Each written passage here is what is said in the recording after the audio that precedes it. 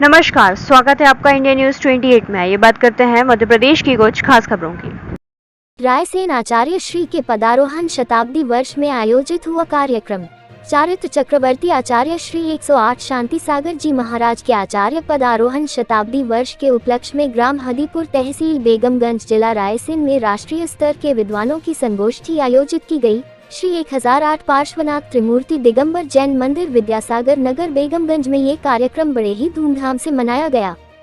सेवा श्रवण रत्न वात्सल्य मूर्ति मुनि श्री 108 उपशांत सागर जी महाराज के सानिध्य में समस्त कार्यक्रम संपन्न हुआ। भारत के कई प्रांतों आए करीबन 27 विद्वानों ने इस संगोष्ठी में भाग लिया।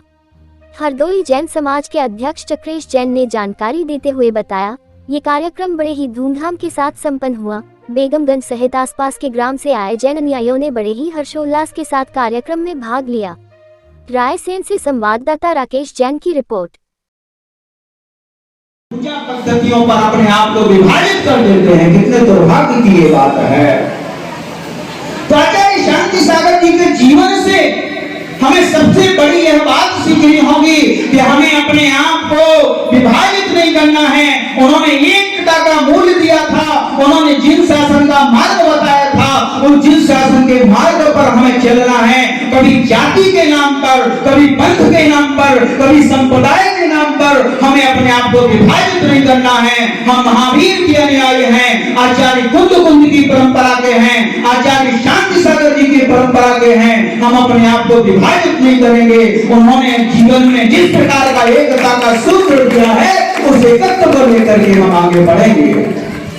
तो हमें विचार करना पड़ेगा और भारत भूमि पर वर्तमान अवसर काल में लेख चूंकि मेरा 10-12 पेज का है, लेकिन मैं उसका सार संक्षेप आपको बता रहा हूं कि भारत देश में संस्कृति के आद्य सूत्रधार, प्रथम समाज व्यवस्थापक, प्रथम राजा, प्रथम मुनि, प्रथम भिक्षाचर और प्रथम जिन, प्रथम केवली, प्रथम धर्म प्रवर्तक एवं प्रथम चक्रवर्ती आदिनाथ भगवान हुए हैं।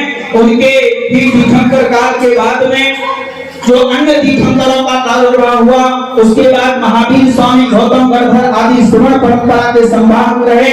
इसके पश्चात भी अनेक आचार्य एवं श्रवण दिगंबर जैन परंपरा का निर्वाह करते रहे। सिद्धांतता वर्तमान में जितने भी दिगंबर मुनि भगवान महावीर गौतम गणधर एवं आचार्य कुंद की परंपरा के ही हैं, तथापि 20वीं सदी में विधर्मी शास्त्रों और धर्मांधता एवं दुर्नीति के कारण विशृंखलित मुनि परंपरा को पुनर्व्यवस्थापित करने में दिगंबर जैन मुनियों के दक्षिण से उत्तर तक निर्वाण विहार को सुनिश्चित करने में 20वीं सदी के प्रारंभ में 3 महान आचार्यों का विशेष योगदान सर्वमान्य है। और बार-बार यहाँ चर्चा की गई कि वो 3 आचार्य थे। चारित्र चक्रवर्ती आचार्य श्री शांति सागर जी महाराज दक्षिण, आचार्य श्री आदि सागर जी अंकलीकर महाराज, आचार्य श्री शांति सागर जी महाराज छाण।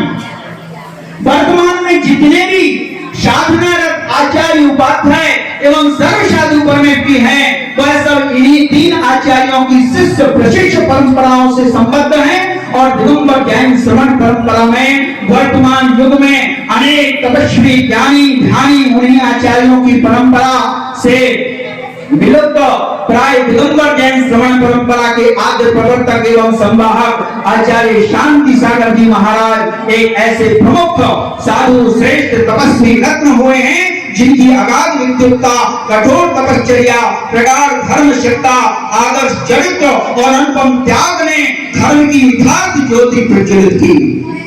लुप्त प्राय एवं शिथिलाचार से ग्रस्त मुनि परंपरा का पुनरुद्धार कर उसका निर्देश था कि कोई भी दिगंबर अवस्था में समाज में विचरण नहीं कर सकता है, भ्रमण नहीं कर सकता है। इसलिए मजबूरी बस होकर के एक परंपरा का आविष्कार हुआ, जिसको हम कहते हैं भट्टारक परंपरा।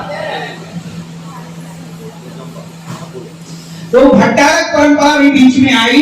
तो भट्टारक परंपरा जो बीच में आई, वो भी अपने आप को मुनिवत मानने वाली परंपरा थी। तो कहने का तात्पर्य ये है यहाँ पर कि वो काल दोष के कारण शिथिलाचार की प्रवृत्ति समाज में बढ़ी। उस शिथिलाचार की प्रवृत्ति से धर्म के ऊपर विशेष जो जैन श्रावक थे वो इतने कट्टर थे कि उन्होंने कहा नहीं, हमारी तलवार से गर्दन काट दो, लेकिन हम अपना धर्म को परिवर्तित नहीं करेंगे। और ऐसे हजारों जैन धर्मावलंबियों ने अपना बलिदान भी दिया वहां पर। ये भी इतिहास में आता है कि हजारों जैन धर्मावलंबियों ने तलवार उनकी गर्दन पर रखी हुई थी, कहा नहीं, मैं अपने धर्म को परिवर्तित नहीं करूंगा, और चाहे तलवार से गला कट जाए तो कट जाए। तो ऐसे हजारों की संख्या में जैन धर्मावलंबियों के गले भी कटे हैं, ये भी इतिहास में आता है और इतिहास में इस बात का उल्लेख है। तो कहने का तात्पर्य यह है कि इस तरह के जो परिवेश था उसमें आचार्य शांति सागर जी महाराज का जन्म हुआ। और मैंने इस आलेख में उनके परिचय को थोड़ा लिखा है, क्योंकि परिचय सब विद्वानों के द्वारा बता दिया गया है, इसलिए मैं उस परिचय की बात नहीं करता। क्या नाम था, किस तरह से उनका जीवन था, क्या उनकी घटनाएं घटी, इन संक्षिप्त रूप से मैंने इनको लिया था।